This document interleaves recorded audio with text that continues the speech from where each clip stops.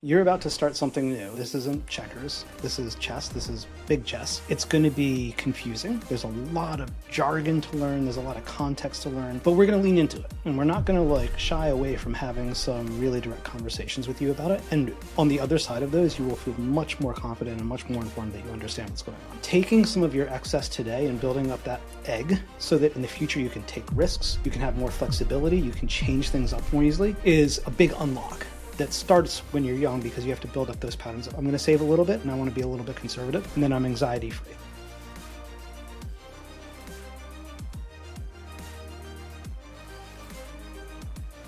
Hello, brave entrepreneurs. Welcome to the conversation. Mary Katherine Johnson here, CXO of Planet Wealth.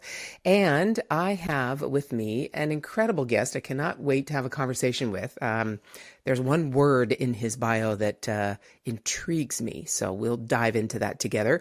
But Dan Egan is here. He is the VP of Behavioral Finance and Investing at Betterment. Hey, Dan, how you doing today? Great. How are you doing? I am fan-stinking-tastic. I woke up today. The sun also woke up. So how could it be a bad day, right? We're good.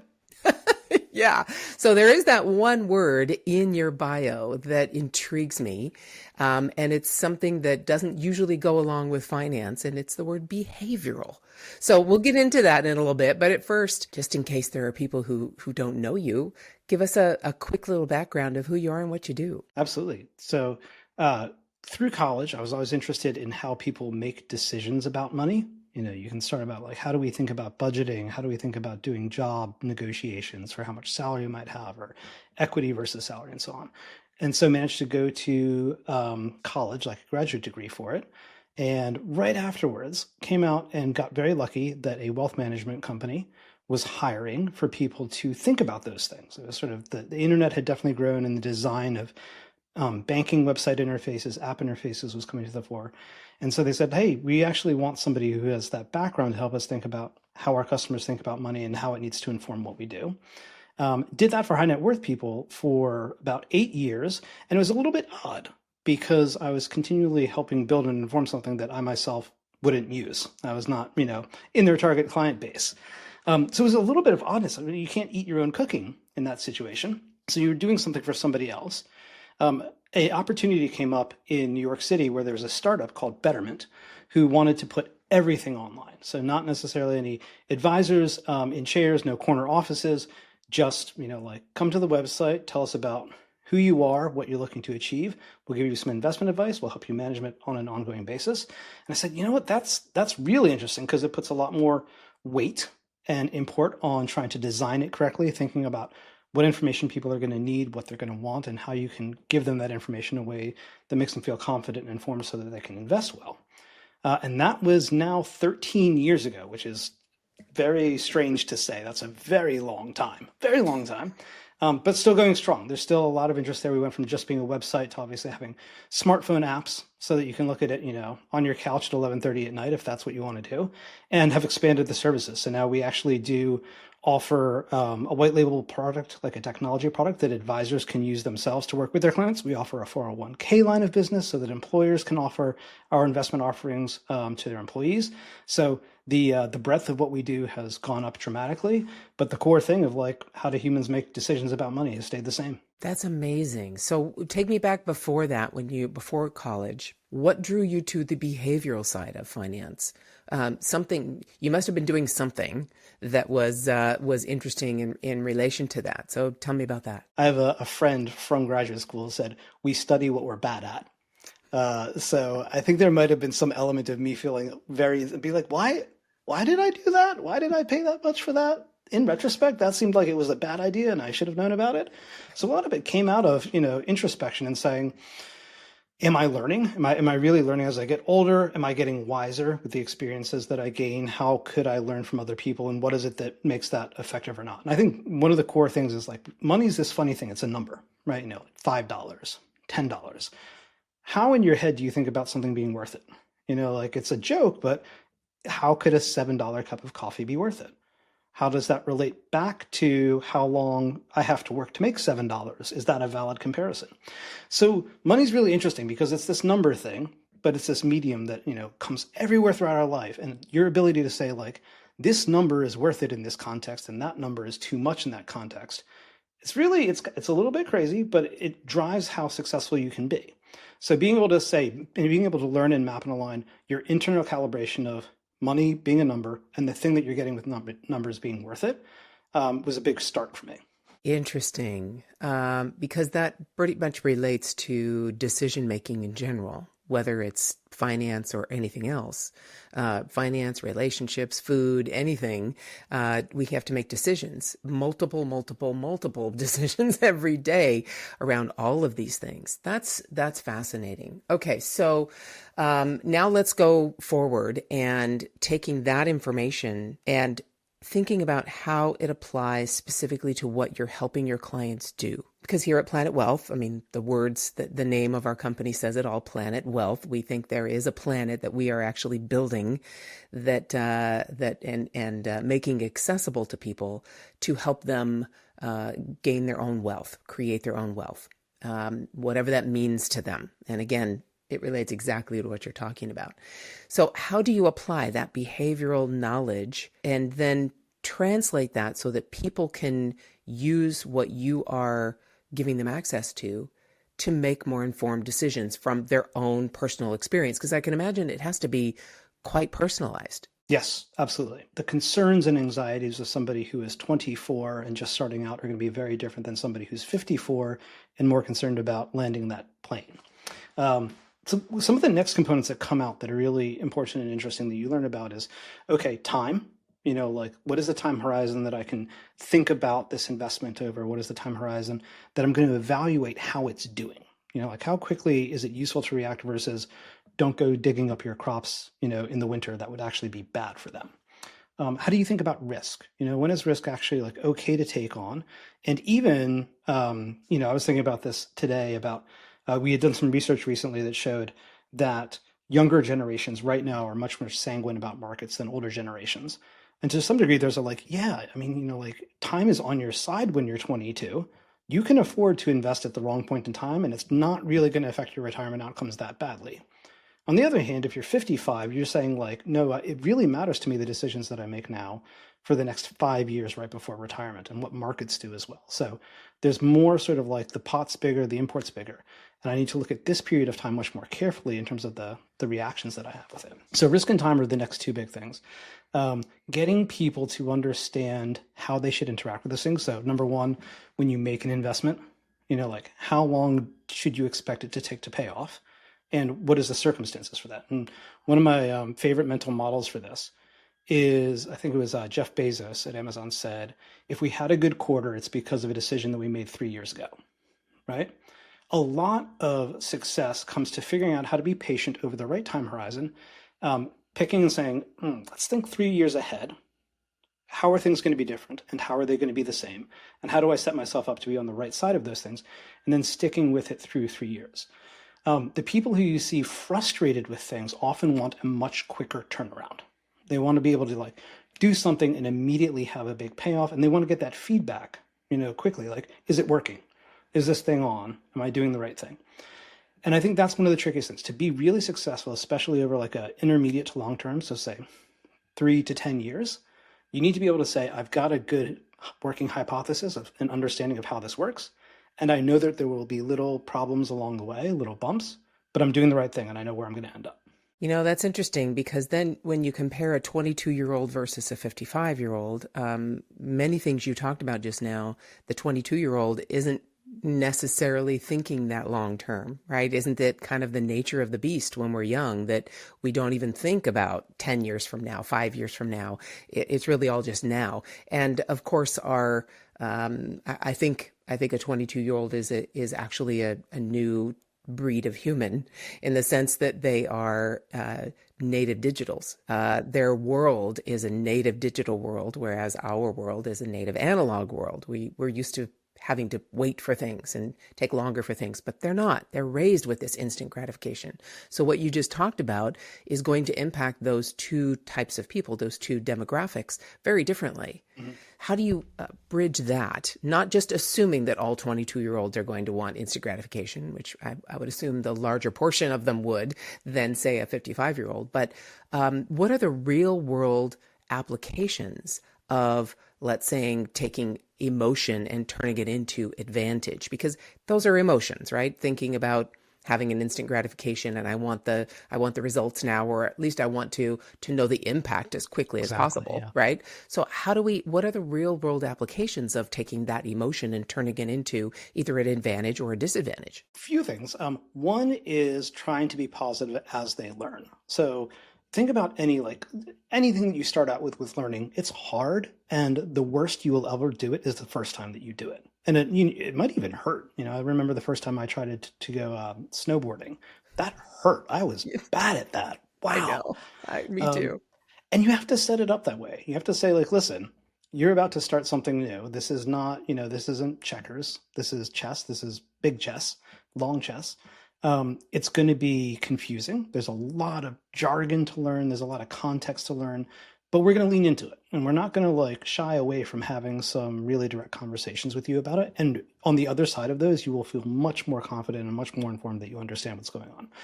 And we do that through teachable moments. So a great example is taxes. Taxes are due on a lot of things. Sometimes you know them, sometimes you don't, sometimes it's a surprise. Surprise taxes are very bad. We do not want to have surprise taxes. So one of the things that we do with clients is that when they go in to do something that would trigger a tax of some kind, say they've been investing for 6 months, it's gone up, they're feeling pretty good about it, and they go to sell a position, they'll say, not saying no, but just so you know, you're going to pay short-term capital gains tax on this. That means your $100 gain is actually only worth $50. Are you sure about that? Is it worth it still if you know that? And by the way, if you waited another 6 months, that would actually be a $75 gain. So the tax code is set up intentionally to reward people being a little bit more long-term. Unfortunately, most people don't know the tax code off the top of their head. But that moment when they're like, I want to do this thing, I have an impulse to do this thing, and we're like, hey, by the way, free money. You imagine that it's day 355 of your investment. You wait one more day and you can get a different tax treatment on it. Just wait a day. It's not going to make that big a difference. And that is not only something that helps them in the moment, but then they go, oh yeah, okay. Long-term versus short-term capital gains, long-term investing versus short-term investing. I'm starting to get a feel for how this works. And they come out the other side of it, knowing something more, knowing they avoided a problem that they came close to, which is really important. You actually, one of the things you have to do is you have to give people a sense of what was on the line, what could have gone wrong. If they dodge problems without ever having felt it, that can often lead to a sense of false ease or false confidence. You want to say you nearly touched the hot stove. And we learn from that without actually touching the hot stove. That's much better. Yeah. So lots of those little things are baked into the app to say, let's either give a piece of information or a piece of guidance or a piece of context at the right point in time when somebody's thinking about it, focused on it, interested in it, that not only helps them in that moment, but also sets them up for future success. Fantastic. And that kind of brings me around to something that I know many people I've talked to are having difficulty with is it's kind of the traditional money education, right? Thinking about how the traditional money education potentially failed people and what actually helps people change. So you kind of went through a bit of that. Get me a little deeper into that if you can. So one of the really long-standing questions is should we do financial education? Should this be something that's taught in elementary schools or high schools, that everybody gets a curriculum? And it's a really tough one because it's a very odd thing to say to somebody who doesn't have a job and who isn't earning money and isn't responsible for a lot of financial things. I'm going to teach you about this stuff now. Yeah. Imagine trying to teach somebody to play baseball without a baseball and glove. It'd be a very odd way of going about it. So a large amount of the literature sort of shows that there's not a great return to that sort of while you're in school, we'll give you a class about this thing. There's some, it helps. There's some people, and I think this is the big thing. There's some people, and this is not an intrinsic thing. It's where they happen to be in their life, who it does help. But we want to figure that out so that it's more helpful for everybody. So one component of it is that if you can set up that education to happen at the point in time when somebody cares, where it's relevant to them and where you can inject a little bit more knowledge and wisdom into their head, that will work, right? The point in time to talk to people about mortgages is not like on the subway on the way home when they don't care. It's when they're like, I am thinking about buying a house. Give me the boot cramp on this. I really care about it. And like, not just giving them details, but giving them the scaffold, the structure of how all that stuff works. Another component is, I actually think I'm coming around. I don't want to be a grumpy old man, but I think I'm coming around to the idea that they are going to, in a weird way, have it better than we ever did. I think I had it better than my parents because I had the internet. They had to go to the library, find a book, read up on it. Maybe it's out of date. Maybe it's not relevant to exactly what they want. I had the internet. I could type things into Google and a website would come up and there was Reddit posts and it was helpful. It was more targeted. With all the AI assistants out there, you can actually usually have a pretty good, like, no, I am interested in this thing. I'm not interested in general. I want you to talk specifically about this thing. And if you can, provide references where I can go off and watch it. So if and when you are interested in learning about something, I think it is easier than ever to like really to learn about it very quickly and in a way that is targeted to how you want to think about it and how it's relevant to you. But you need to have that stimulus to say, okay, I know I don't know something here. I need to go and do a little bit of research in order to feel comfortable and confident making that decision. Yeah, absolutely. And then we add in the hallucinations that sometimes AI makes, and trying to navigate that when it's a brand new topic that I don't know anything about and I'm researching. So I need to really be aware of the fact that asking AI once, "Hey, how should I do this?" It's not going to get you the answer. You need to go deeper and deeper and deeper. Different questioning. But at the same time, I love what you said about when you're ready, because that's for everything. When we're ready, the teacher appears, if you want me to get a little esoteric there. But it does. When we're ready, we start opening up and looking for opportunities to learn something new. And that's when sites and companies like yours or Planet Wealth become what basically we become aware of them and when we're searching for them. So what about, so we talked about, education, we talked about these new breed of humans and, the emotions they might be feeling and trying to navigate this world of investing in wealth. What about habits?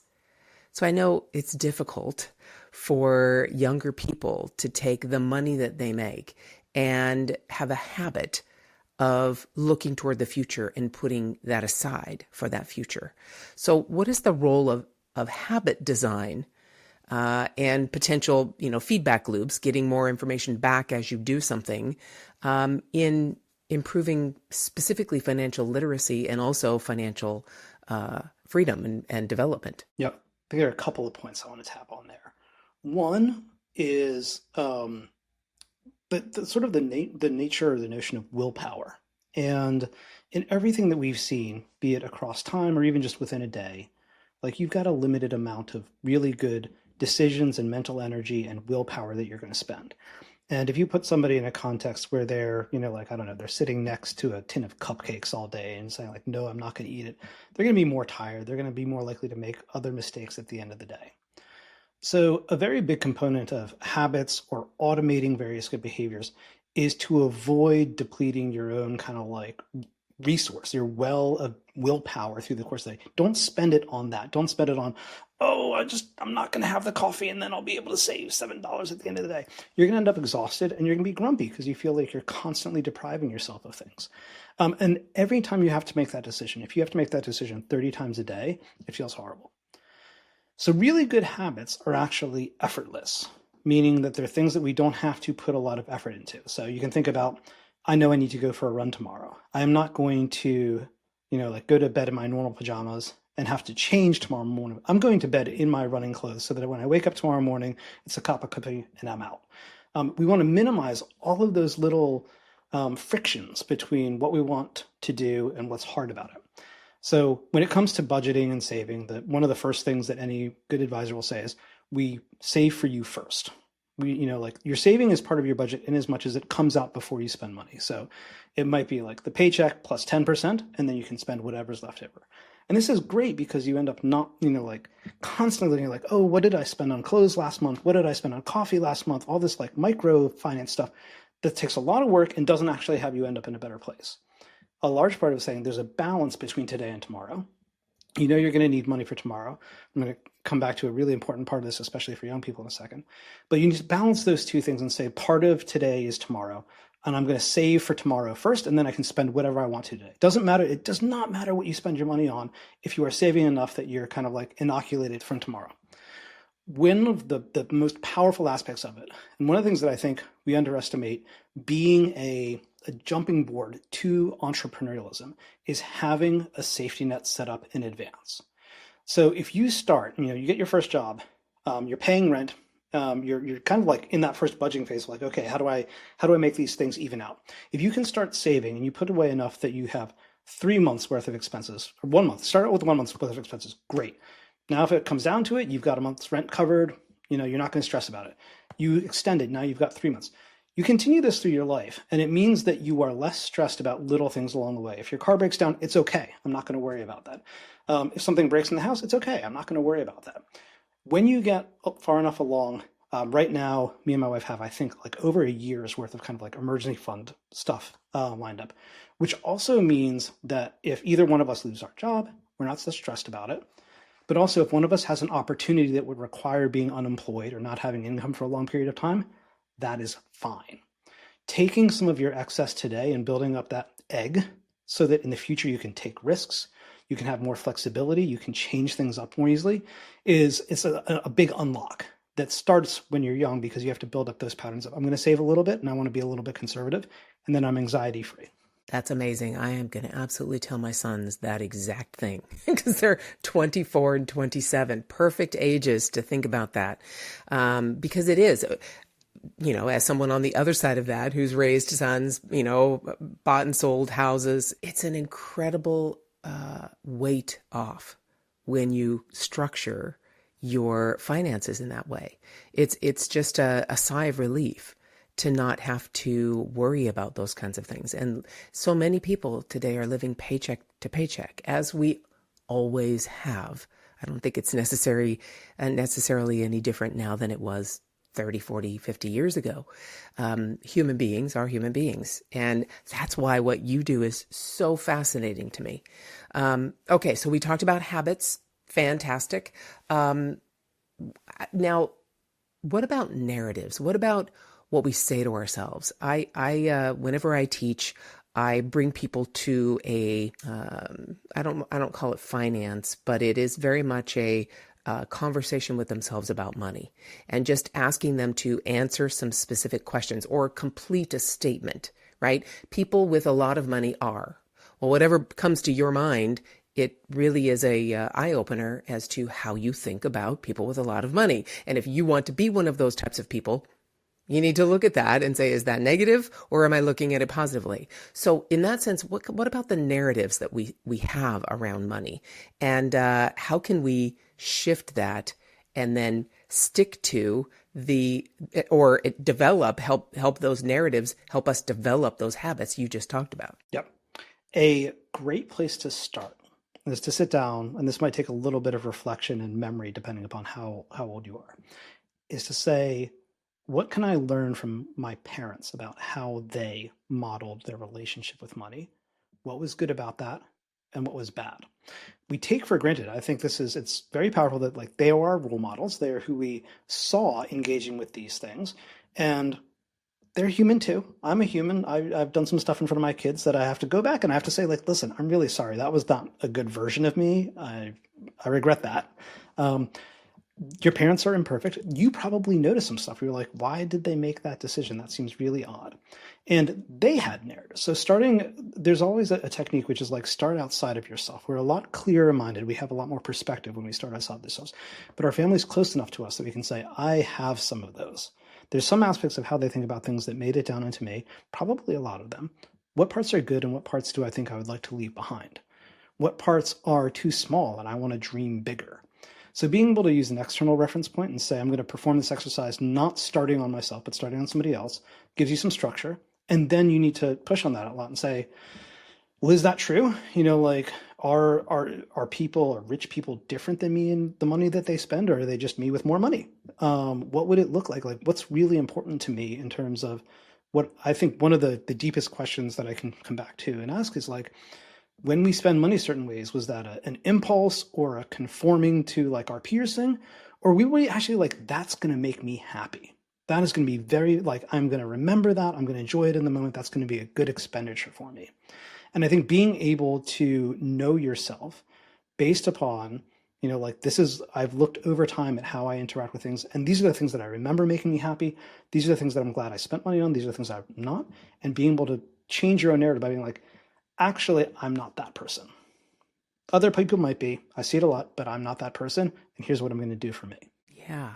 And so what are some of the narratives that you can see that maybe people can stick to if there are some specifics? Like me, I can look at that and definitely look back at my family. And, one of the statements my mom said when I was growing up is, oh, so and so got wall-to-wall carpeting. What a waste of money. Things like that. I'm like, oh, wall-to-wall carpeting's bad. That's yeah. You don't want to spend money on things like that, right? So things like that. But what are some of the narratives I can potentially start asking myself if I believe in first, and then, or if I can adopt first, and then actually have as a habitual narrative for myself to set myself up for sticking with the financial goals that I have? So one of the big ones is how you feel about money in terms of its scarcity versus its usefulness. So a lot of people, most people are going to come and they're going to grow up in a sense of scarcity. They'll understand their parents. Probably, I think the number one thing that people see their parents fight about is usually money. If they have two parents in the household, it's like, oh, why'd you spend money on this or that? It's one of the great, like people have to have a conversation about what's going on here. So especially as a kid, you come up and you understand money as being a scarce resource that you have to think about, and you have to spend it very carefully. As you get older, one of the things that it's really important to change is to start thinking about it as a tool as well. So with a few exceptions, people generally hate debt. Like debt is bad. Like I don't want to have to, and it's true, right? Like if you've got like a 23% credit card bill and you can't get out from under it, that is really, really bad. On the other hand, you look at some of the most successful business people and they use debt as an instrument very carefully. They say like, okay, actually, it's cheaper to finance using debt than using equity at this point in time. Okay, for some reason, this person's giving me an 18-month interest refinancing deal, and I can also still earn 5% in my bank account. That seems like a great deal. I'm going to totally take that debt. So getting one of the mental models is money is scarce, be very careful of debt. Do be very careful of high interest debt, but also be very aware of like, there's lots of debt out there, be it, like you're doing a home renovation and they'll offer you financing on it, and it might make sense to do that. There's lots of debt that is in a very instrumental way, very useful. So don't avoid it as a demon. Know that it's a tool, like any other power tool. It can be used. You can cut off your finger, or you can build something beautiful. But tools are very useful as long as you use them responsibly. Yes. Yeah. And that's my wheelhouse right now. Definitely. When we look at debt instruments, since Planet Wealth, helps people, we have a whole system to help people take advantage of the Jobs Act and Reg CF, regulation crowdfunding. And one of the number one ways we do that is through a debt instrument, through using, or attracting investors to a particular deal that you want to raise capital for, and taking that as debt rather than going to the bank. So in other words, this is one of our standard statements. Who would you rather pay interest to? The nameless, faceless bank, or someone in your community that actually might invite you to dinner? Yep. Or that you might actually be able to contribute to their kids', tuition at their school, or their ballet lessons or music lessons. And you actually see that impact so that you help your community rise along with you. Not that bankers are bad. I'm not, we all have our own feelings about that. I went through 2008, financial crisis. So, you talk about 24% interest. Let's talk 39 and 42% interest during that time. It was crazy. But this kind of debt instrument makes sense. It's not just a numbers game. It's also an impact game. I hear that. I hear you. I'm on board. Definitely preaching to the choir on that one. It's because it is so important for us to think beyond just what the numbers are doing and actually look at the best deal and the best impact that we can make. At least that's what I work on the daily basis, impact for people. How about that? It's an apocryphal one, but I think it was Abraham Lincoln had this quote attributed to him, which was like, the best way to predict the future is to build it. And modern capitalism, maybe it might be modified as to finance it. And so, in your local community or broader, if you're like, like why doesn't something exist in the world? What are the things that in my community I wish existed? There might be some young proprietor who's like, I would love to start up this thing, but how am I going to cover my costs for the first year? Or how am I going to finance? There's a great, great bakery by me. And I was talking to them about the great loaves of bread, and I was like, "Why don't you slice these for me? Like I have to go home, and I'm really bad at that." And they were like, "Oh, well, those things cost like 8 grand, and we're not sure it makes sense right now." And I was like, could we do something here? Because I Yeah, want some right. sliced bread." I'm going to keep buying bread. How about you pay me back in interest instead of interest? Pay me back in bread. I want a Sliced bread. loaf-bearing instrument, like one loaf per week for free for the rest of my life. But that's a great Exactly. idea of like if you have the ability to fund the things around you that you want to see and that you think should exist, it's worth talking to people. And that just takes a conversation. See, that's where people, and of course you're working on the investor side and I'm working on the entrepreneurial side of building things like that. So that conversation, if as you brought up that idea and that baker is like, oh, that's expensive, and you're like, hello, I would love that. It would make my life easier, and we pay for things that make our lives easier. Can we talk? And that person is not even in that place. They're thinking they're only by themselves. They only have the only opportunity to do it. They have to figure everything out on their own, go to the bank, figure out a loan. No, we have community. That's the best way to think about community. Someone who actually has raised their hand and said, I want my bread sliced, and you can do that for me. And it only 8,000. Yeah, they're probably thinking, here's a perfect example of that. They're probably thinking, how many loaves of bread do I have to sell in order to, at a profit? How much of my profit for loaves of bread do I have to sell in order to afford that $8,000? They're thinking like 20 years down the road, just from their profit for that one machine. Wait, yep. Yeah. So just in thinking of it. So thinking about that, that's, let's kind of wrap this up from that perspective, because we've talked a lot about different behaviors that people have around money, the narratives they have, the habits they can develop. Now, let's think about the insights that we can use of those, how those behaviors can give us insights to keep us calm during times of chaos, because we know chaos is going to happen again. We're in some, it's going to happen again next year. I've gone through the 90s recessions, 2008, COVID. I mean, it goes on and on. We can be scared of all of them that are going to happen, but they're pretty consistent. They're going to keep happening. Chaos is going to keep happening. So how can we use behavioral insights to keep us calm during those times? Those times are actually when the opportunities are kind of the biggest. It's hard to be brave while other people are scared, but that is when there is the most possibility from being brave.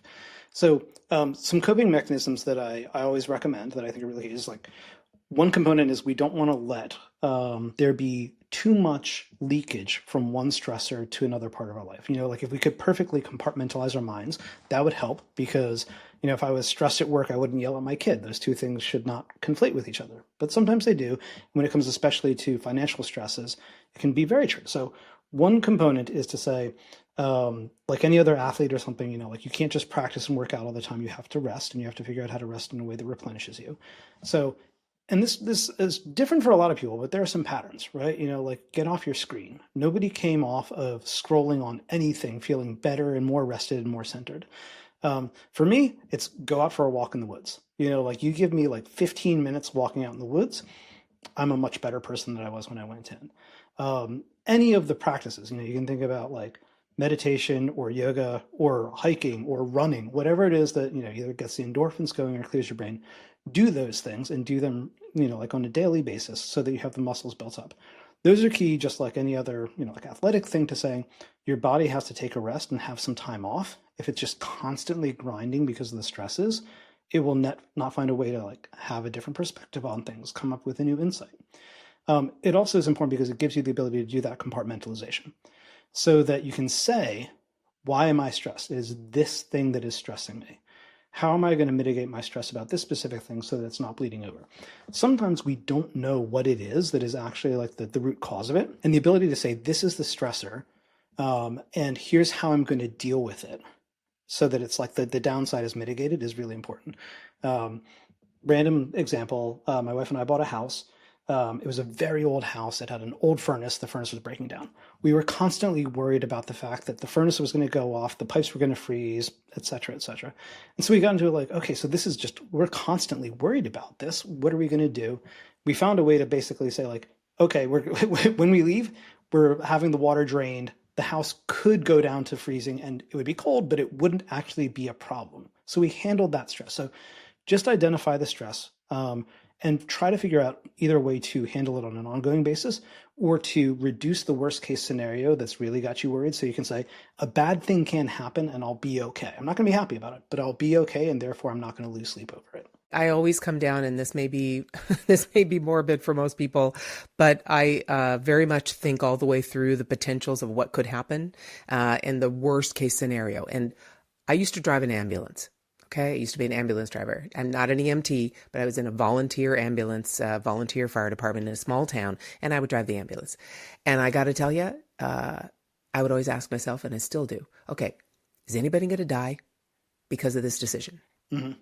Is anybody going to die? No, nobody's going to die. Okay, it's really not that big of a deal then. Let's just break it down logically instead of getting all emotional and fearing about this thing.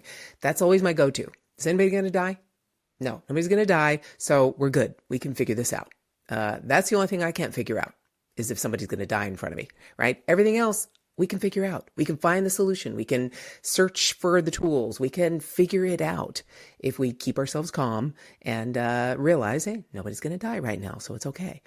All right. So, Dan, this has been extremely enlightening for me. Thank you for this conversation.